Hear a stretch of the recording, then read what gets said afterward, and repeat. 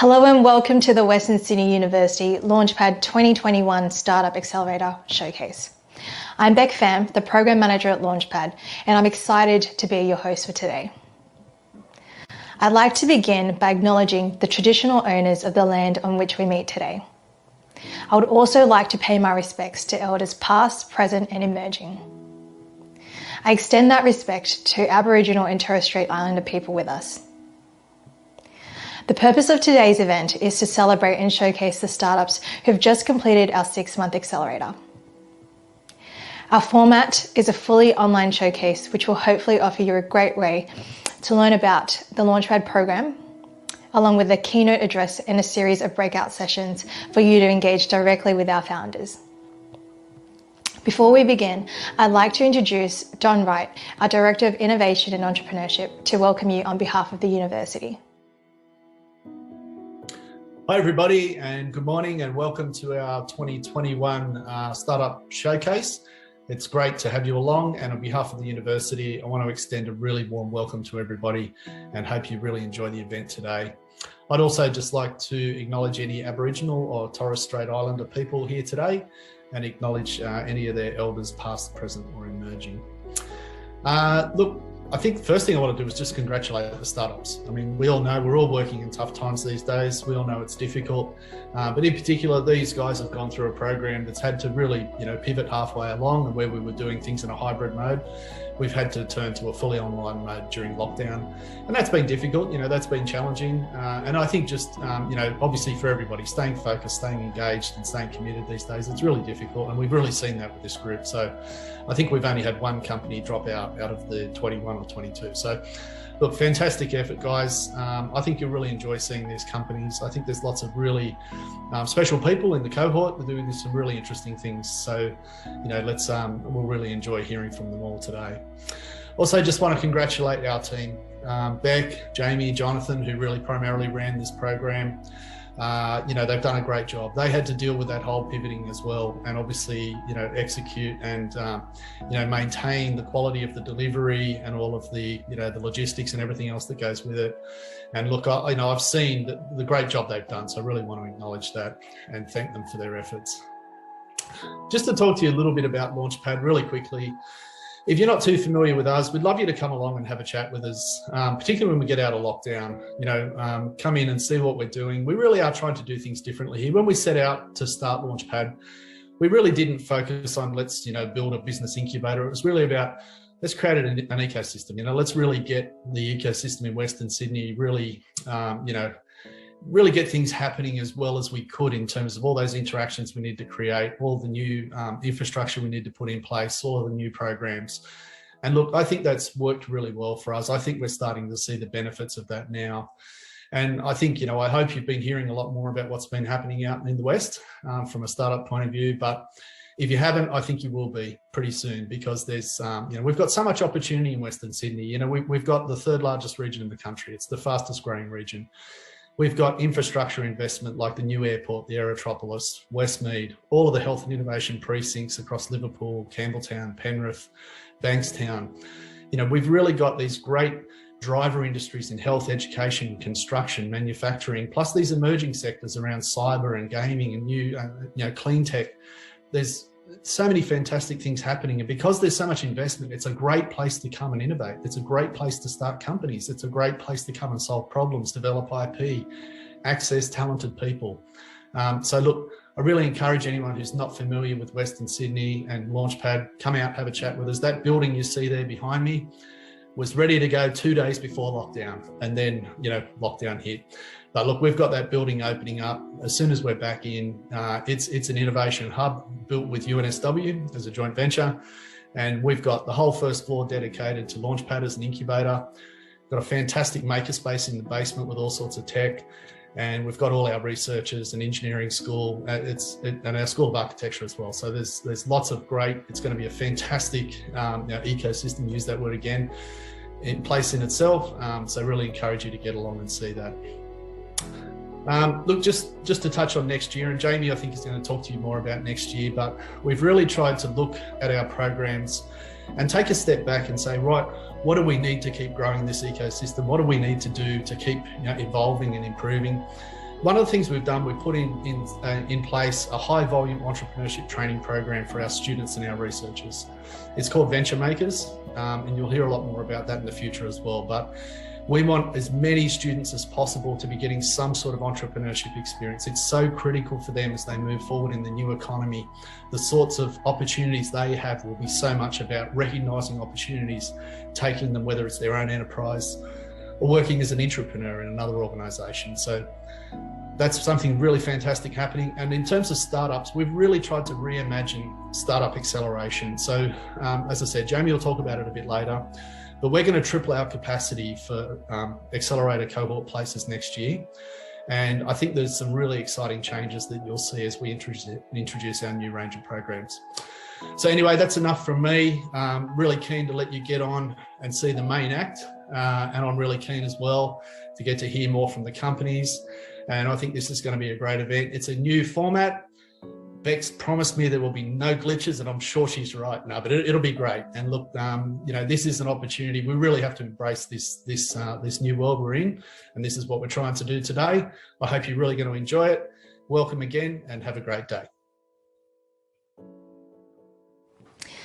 Thank you, Don. I would now like to introduce our Chief Entrepreneur in Residence, Jamie Pride, to welcome and facilitate a conversation with our guest speaker, Michael Starkey. Hi everyone, and welcome to the 2021 Launchpad Showcase. My name, as Beck said, is Jamie Pride, and it's my great pleasure to welcome and introduce Michael Starkey, who's going to be our keynote speaker today. Michael is the co-founder of Athena Home Loans, which is a really exciting venture driving innovation in Australia's largest category, which is mortgages. Michael, prior to founding Athena, spent 8 years at NAB, but he's been really active in the startup scene. Apart from founding Athena, he co-founded iSelect, a company that you've probably heard of as well, and has really been an early stage and advisor in a number of businesses, including businesses that I've been involved in, like Doshi. Also, he's advised Lug and Carry, Muso app, and a bunch of others. He was named in the Australians list of 100 innovators for 2021. So please join me in welcoming Michael Starkey to our virtual stage. Thanks a lot, Jamie, for the warm introduction and for inviting me to speak at this great event. It's so good to see so much energy around the startup scene in Australia, because that's obviously the future of this country. Let me just share my screen for a minute there, because when I do this sort of presentation, I often like to begin with a picture, and can you see that there, of our magnificent mortgage bondage bus, which graced the streets of Sydney shortly after our launch in 2019 for a number of months there. And I think this is sort of emblematic of what you can try and do when you're a startup, when you're an attacker brand. You can afford to be a little bit edgy and provocative in your marketing there. You can risk offending maybe a few people, but what you can't do is be boring, and that's what we're trying to do here at Athena. Clearly, I could talk forever about Athena, but we've only got 10 minutes. So I thought what I would cover off in this presentation is to just start out with where we are today as a business and what we've done over the last 3 years. Then I'll wind the clock back and sort of talk about what we set out to achieve, and a little bit the journey that we've been on, because often these sorts of stories are painted in retrospect as very linear and clean, step-by-step progressions, but the reality is very different. You end up going down a lot of cul-de-sacs, and I think it's probably worth, for this group anyway, giving you that sort of insight. So if I just go to the next slide, if I can work my computer. What have we done? Where are we today? I mean, Athena's got a great proposition and technology platform. I think we've won a bunch of awards in the mortgage category. We see the technology is really important, but equally important is the proposition. And I think a lot of people probably miss the holistic picture of starting a business. It's not all about tech, much as we love the technology. So, for example, in the mortgage category, we brought a very clean and transparent pricing structure to mortgages, and that's something that we see as core to our success. Today, if you go to a mortgage, if you try and get a mortgage from a big bank, it's very opaque, the pricing. You don't know what you should be paying. Your neighbor might be with the same bank on a different rate because they've negotiated harder. We've come with a very clear, the price is the price. And by the way, we're never going to charge a new customer a discounted rate over an existing loyal customer.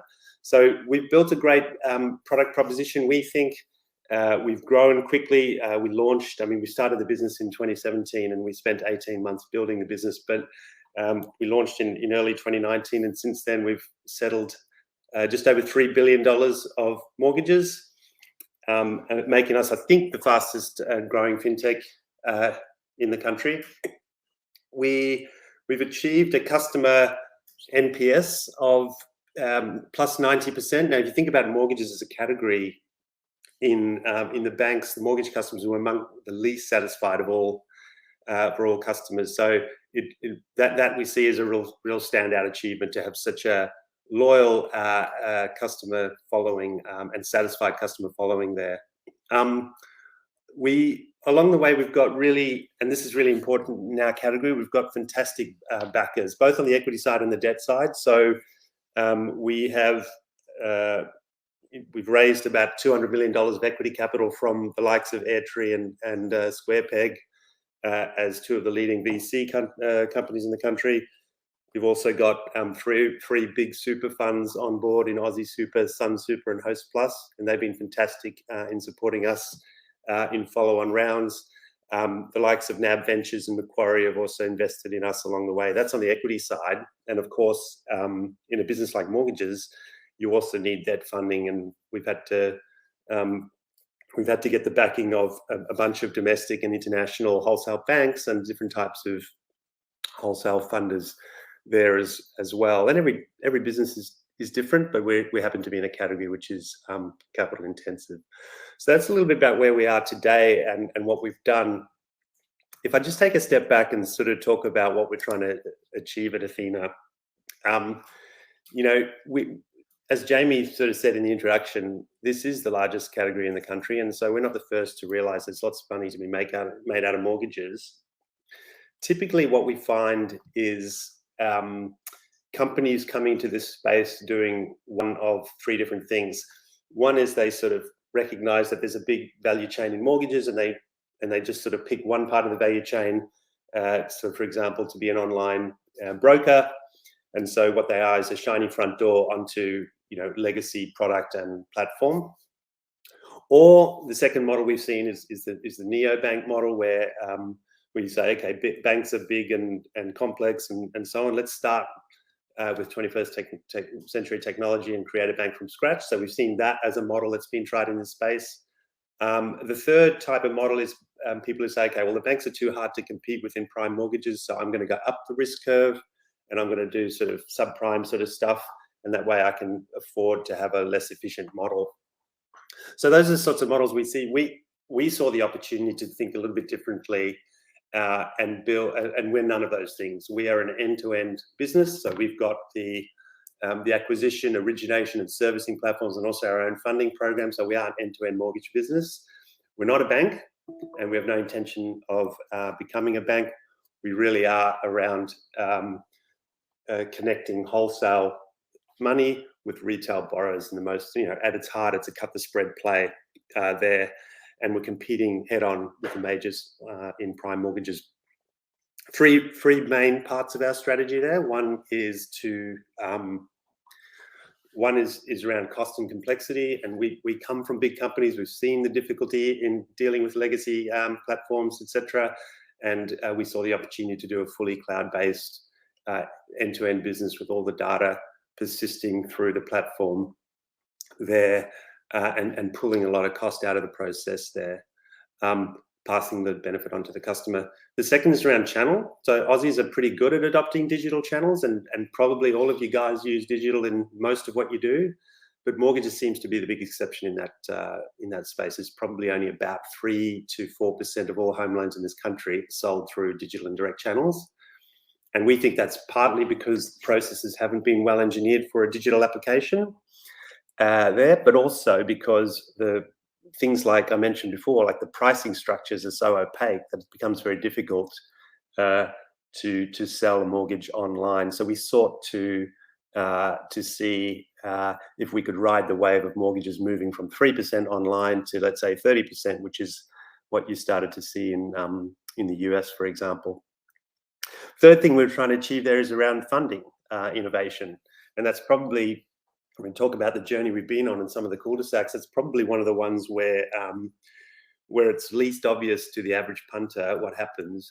But we saw an opportunity to really get much more capital effective funding models than the traditional bank pathways there. So those are the three things we set out to achieve with Athena. In terms of the journey we've been on, it is a long and winding road. It is as I said before, these things are never linear. And if I talk about the different parts of the journey, and we set out in 2017, Nathan and I, to start this business. We'd both been at the NAB for almost 10 years. There, at inception, we had a lot of great ideas around what this was going to be. Some of them turned out to be completely correct, and others have turned out to be completely wrong. So let's just talk a little bit about that journey and the different aspects of how we built Athena and where we were right and where we were wrong. Starting with the funding, we set out, and this is where we were lucky. We had good credentials, we were experienced, and we had good relationships in the industry. And we did manage to raise a seed round led by Macquarie. Almost, I think, before we even quit our jobs, we sort of secured a seed round of about $3 million when we started our business. At inception, we had this vision that superannuation was growing quickly and that super funds were going to be used to fund mortgages in a big way in the country. And we wore out a lot of shoe leather to try and get that sort of up and running. And in the end, we got great support from super funds in the MES and the equity side of things, but we never got that whole loan funding model set up. And we're probably, in retrospect, pretty naive in thinking we were going to get our first mortgage dollars from the super funds. And you have to be a little bit naive, actually, when you start a business, because if you think about all the things that go wrong, you'd never start. So in the end, when we launched and we went on Channel 7 News and we made a big splash and we had hundreds of people visiting our website, we only had about $40 million of committed funding, which is enough to write 80 different mortgages. And we went with a national launch there, and we'd sort of piggybacked on a warehouse of a friend that, of a company that I used to sit on the board of. And it was we really jimmied that and had a little bit of luck there. And that allowed us to get on the first rung of the funding ladder. And after that, it sort of started to become easier. But it was the whole funding story was something we totally underestimated in starting the business. And you're going to go through patches like that on your journey. From a tech point of view, I mean, again, our initial hypothesis was completely wrong. We thought the big box vendors would sort of develop service mortgage as a service platforms that we could just license, and that would be the quickest way to market.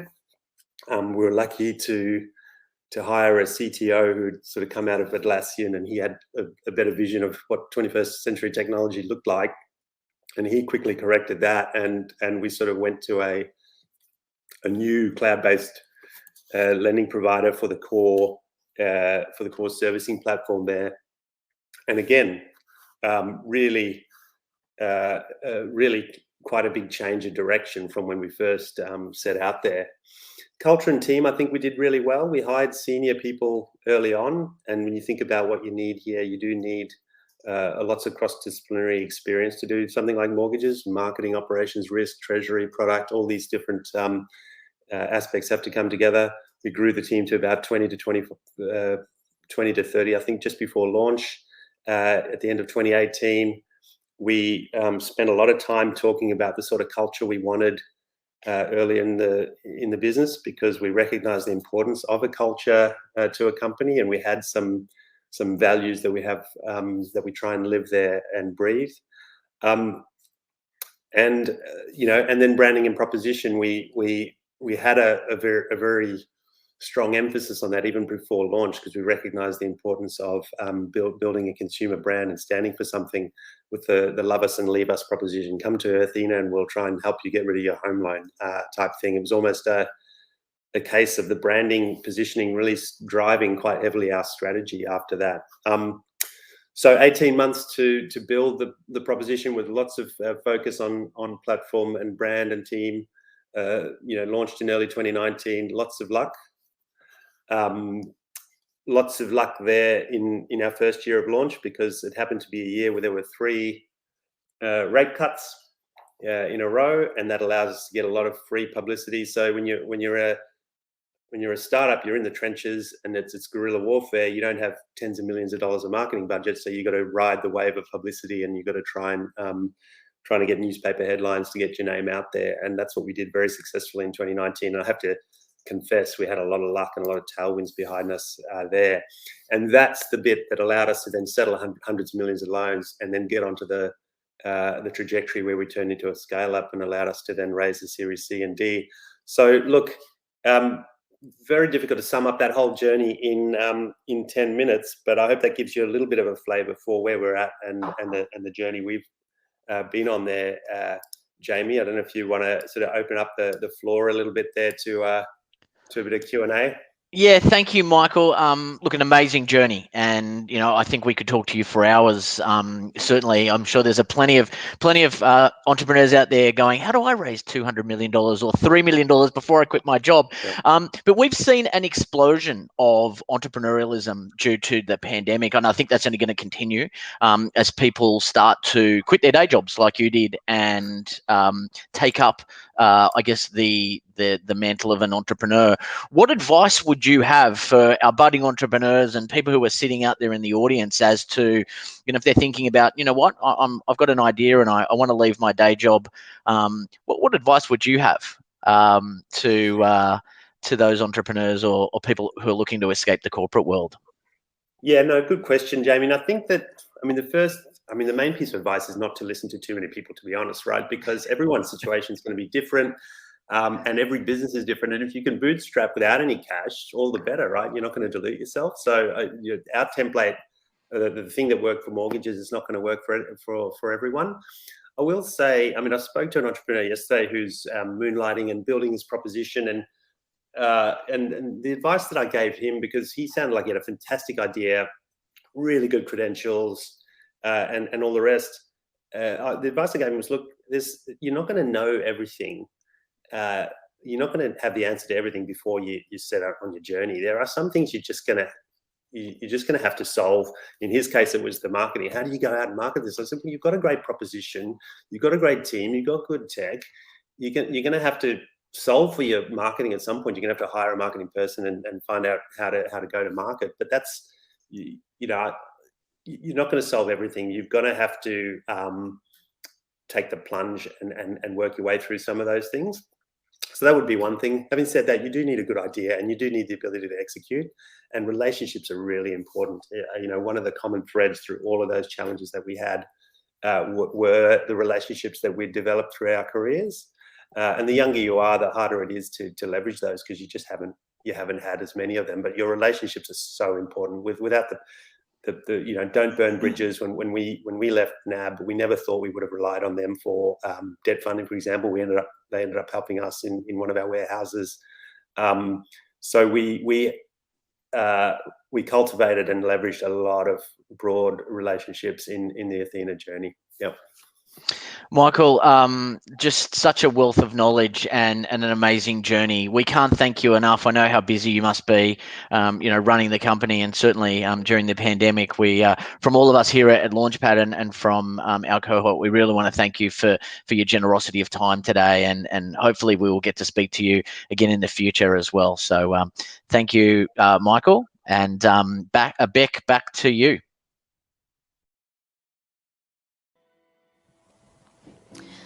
The last few months have been difficult for so many of us, to say the least. You could say it's even more challenging for founders, particularly those who are risking more to get their startup up and running. Every day, I'm inspired by the resilience and passion that our founders continually put forward, no matter what the challenges are. Many of them have even taken this as a real opportunity to innovate and pivot the way they conduct business, which is ultimately what being an entrepreneur is all about. I would now like to hand it over to our two entrepreneurs in residence, Jamie and Jonathan Wolf, to share a recap of the program and some of the highlights from this cohort.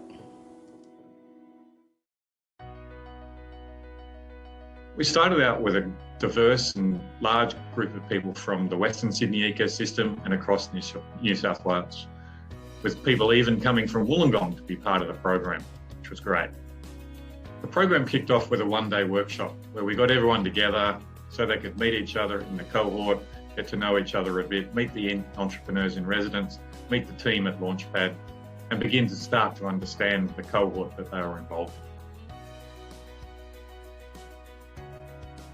At Launchpad, we take the founders through a comprehensive curriculum of all the aspects relating to startups, from design thinking, lean startup, pricing and fundraising, all the things you need to know.